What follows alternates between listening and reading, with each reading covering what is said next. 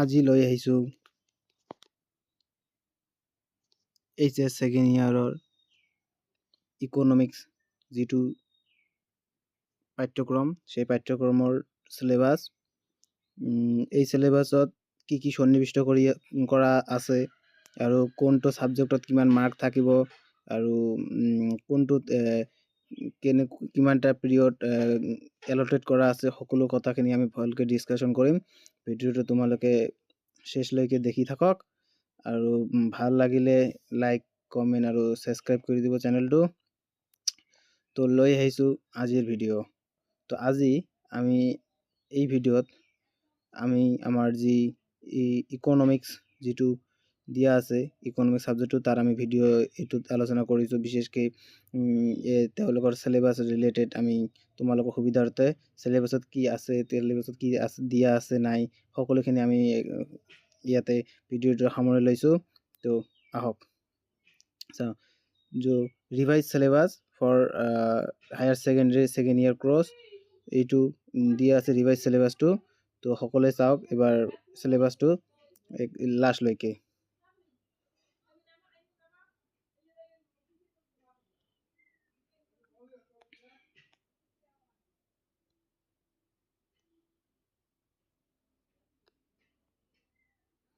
তো আজিৰ এই সিলেবাসত আমি আলোচনা কৰিছোঁ যে প্ৰথম ইউনিট যেহেতু তোমালোকৰ দুটা ইন্ট্ৰোডাক্টৰী মাইক্ৰো ইকনমিক্স আৰু থাকিব Indian economics development Indian economic development.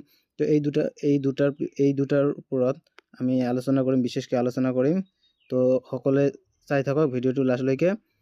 প্ৰথম ইউনিটত থাকিব title the national income and related aggregate. তাত থাকিব তোমালোকৰ 10 মাৰ্কস থাকিব। 10 মাৰ্কস দিয়া আছে। পিৰিয়ড 30টা পিৰিয়ড এলোকেট কৰা আছে ইয়াতে। তাৰপৰে নেক্সট ইউনিট নাম্বাৰ 2 দিয়া আছে determine of income and employments. ইয়াত থাকিব তোমালোকৰ 12 মাৰ্ক থাকিব এক্সামত আৰু ইয়াত 22টা পিৰিয়ড এলোকেট কৰা আছে।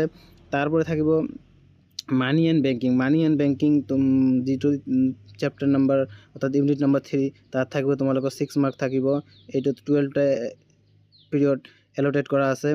আৰু 4 নম্বৰ চেপ্টাৰ তোমালোকৰ দিয়া আছে ইউনিটত government budget and economy. Government budget আৰু ইকনমি তোমালোকৰ 6 মাৰ্ক থাকিব তোমালোকৰ পৰীক্ষাৰ হলত। আৰু ইয়াত 12টা ক্লাস এলোকেট কৰা আছে। নেক্সট 5 নম্বৰ ইউনিটত আছে তোমালোকৰ ওপেন ইকনমি দিয়া আছে 6 মাৰ্ক দিয়া আছে। ইয়াত 14টা ক্লাস এলোকেট কৰা আছে। অৰ্থাৎ তোমালোকৰ এই 5টা টোটাল ইউনিট মিলি তোমালোকৰ যি পৰীক্ষাত তোমালোকৰ 100ৰ ভিতৰত 20 মাৰ্ক থাকিব তোমালোকৰ প্ৰেক্টিকেল আৰু বাকি 80 মাৰ্ক থাকিব তোমাৰ থিওৰিৰ ভিতৰত তোমালোকৰ পাৰ্ট এ থাকিব তোমালোকৰ 40 মাৰ্ক থিওৰি আৰু 10 মাৰ্ক প্ৰেক্টিকেল। আৰু নেক্সট আহিব তোমালোকৰ পাৰ্ট বি থাকিব ইন্ডিয়ান ইকনমি ডেভেলপমেন্ট যি চেপ্টাৰটো আছে তোমালোকৰ যি পাৰ্ট 2 আছে পাৰ্ট বি তাৰ পৰা থাকিব। তাৰ ভিতৰত তোমালোকৰ ইউনিট নম্বৰ 6 তাৰ ভিতৰত থাকিব ডেভেলপমেন্ট এক্সপিৰিয়েন্স 1947 টু 1990। এই 1947 টু 1990 ভিতৰত থকা তোমালোকৰ ডেভেলপমেন্ট এক্সপিৰিয়েন্স ইউনিটৰ 7 মাৰ্ক থাকিব তোমালোকৰ পৰীক্ষা। আৰু ইয়াতে 13টা পিৰিয়ড এলোকেট কৰা আছে। তাৰপিছত তোমালোকৰ ইউনিট নম্বৰ 7 দি আছে economic reforms since 1991। Economic reforms যি ভাৰতে অৱলম্বন কৰিছিল তাত এই পাৰ্টটো চেপ্টাৰ থাকিব তোমালোকৰ 5 মাৰ্কস। এই 5 মাৰ্কস তোমালোকৰ তাত 10টা ক্লাস এলোকেট কৰা আছে। তোমালোকে এবাৰ সবিশেষ লাগে যাব। আৰু এতিয়া 8 নম্বৰ ইউনিট যিটো আছে তাত এলোকেট কৰা আছে তোমালোকৰ 55টা ক্লাস এলোকেট কৰা আছে। তাত তোমাৰ থাকিলে current challenges facing Indian economy. বৰ্তমান সময়ত ভাৰতৰ ইন্ডিয়ান ইকনমি ভাৰতীয় অৰ্থনীতি কি সমস্যাৰ সন্মুখীন হৈ আছে তাৰ ওপৰত তোমাৰ যিটো চেপ্টাৰ আছে তাত থাকিব তোমালোকৰ 22 মাৰ্ক। এইটো আৰু গোটেই সিলেবাসৰ ভিতৰত এইটো 8 নম্বৰ যিটো ইউনিট আছে এইটোতে বেছিকৈ মাৰ্ক থাকিব। আৰু এইটো তোমালোকৰ কাৰেন্ট বৰ্তমান সময়ৰ লগত জড়িত সমস্যাসমূহৰ লগত আলোচনা কৰা হ'ব। সকলোখিনি ইয়াতে মানে কাৰেন্ট ডাটাৰ ওপৰত এইখিনি হ'ব। আৰু লগতে তোমালোকৰ থাকিব 9 নম্বৰ ইউনিটত তোমালোকৰ আছে development experience of Indian and comparison with neighbours. তো ইয়াত থাকিব 6 মাৰ্ক। নাইবাৰ্ছ কাণ্ট্ৰি যিবিলাক আছে আমাৰ লগত যেনেকৈ বাংলাদেশ আছে তোমালোকৰ পাকিস্তান আছে তাৰপৰা চীন আছে। এই বিশেষকৈ এইকেইটা দেশৰ লগতে আমাৰ কম্পেৰিজনটো বেছিকৈ দিয়ে আমাৰ এক্সামত।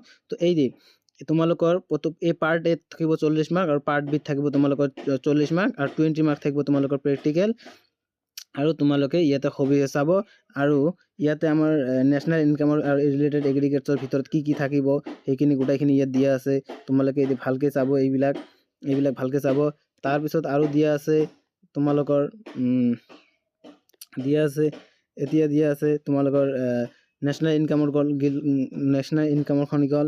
এতিয়া আহিব তোমালোকৰ যে unit 2 determine of income and employment. ইয়াত কি আহিব এইবিলাক ইয়াতে ভালকৈ দিয়া আছে। তো এইবিলাক অলপ সবিশেষ অলপ ভালকৈ চাব। তাৰপিছত আছে তোমালোকৰ মানি এণ্ড বেংকিং। মানি বেংকিঙৰ ভিতৰত কি আহিব এইবিলাক সকলোবিলাক দিয়া আছে ইয়াত পুটলি ডিটেইলছ, এইবিলাক পইণ্টবিলাক দি আছে, এইখিনি পঢ়িলে তাতে হৈ যাব।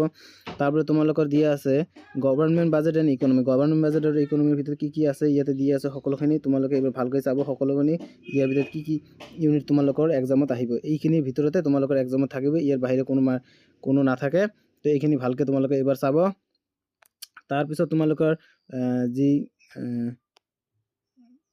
এতিয়া অপেন ইকনমি। তো অপেন ইকনমি তোমালোকৰ দিয়া আছে, অপেন ইকনমি পইণ্টবিলাক দিয়া আছে, ইয়াতে দিয়া আছে অপেন ইকনমি পইণ্টবিলাক। সেই পইণ্টবিলাক ভালকৈ চাব কি অপেন ইকনমিৰ ভিতৰত কি থাকিব। তাৰপিছত তোমালোকৰ দিয়া আছে ইণ্ডিয়ান ইকনমি যি পাৰ্ট বি, সেই পাৰ্ট বিত কি থাকিব তোমালোক সকলোখিনি দিয়া আছে ইয়াত ভালকৈ। তো এই সকলোখিনি ভালকৈ চাব। তাৰপিছত পাৰ্ট বি ডেভেলপমেণ্ট এক্সপিৰিয়েঞ্চ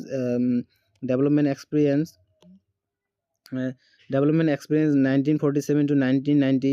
ইয়াত কি আহিব এই সকলোখিনি ইয়াত ভালকৈ দিয়া আছে, সকলোখিনি এইবাৰ ছবি চাব। তাৰপিছতে তোমালোক ইকনমিক ৰিফৰ্মছ সিন্স 1991।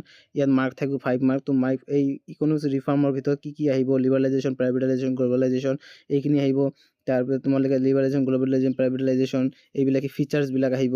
তো এইবিলাক তাৰপিছত আছে তোমালোকৰ current challenges fetching in Indian economy. Current challenges যিটো তোমালোকৰ হাইয়েষ্ট মাৰ্ক থাকিব তোমালোকৰ এক্সাম হলত। তো এইটো আছে, এইটোত থাকিব তোমালোকে হিউমেন কেপিটেল ফৰ্মেশ্যন থাকিব, তোমালোকৰ ৰুৰাল ডেভেলপমেণ্ট থাকিব, তাৰপিছত থাকিব তোমাৰ এগ্ৰিকালচাৰ মাৰ্কেট চিষ্টেম থাকিব, তাৰপৰা এমপ্লয়মেণ্ট থাকিব, তাৰপৰা ইনভাইৰমেণ্ট ছাষ্টেইনেবল ডেভেলপমেণ্ট থাকিব, এইবিলাক থাকিব। তো তোমালোকে সকলোখিনি ভালকৈ চাব। চিলেবাছটো বুজিলেহে তোমালোকে ভালকৈ পঢ়া শুনাৰ ক্ষেত্ৰত সুবিধা হ'ব। তো সকলোৱে মই আশা কৰিছোঁ সকলোৱে ভালদৰে চিলেবাছটো বুজি পাইছে। তোমালোকৰ চিলেবাছত কি আছে নাই, তো কিমানখিনি মাৰ্ক কোনটো চেপ্টাৰৰ পৰা কিমানখিনি মাৰ্ক তোমালোকৰ এক্সামত তোমালোকৰ থাকিব। তো সকলোখিনি ভালকৈ জানি তোমালোকে পঢ়া শুনাৰ ক্ষেত্ৰত আগবাঢ়ি থাকা। 2025-26 যিখিনি তোমালোকৰ এতিয়া এক্সাম হ'ব নতুনকৈ, তাৰ কাৰণে তোমালোকে ভালকৈ প্ৰিপাৰেশ্যন কৰা। বেষ্ট অফ লাক সকলোকে। ভালকৈ ধন্যবাদ সকলোকে।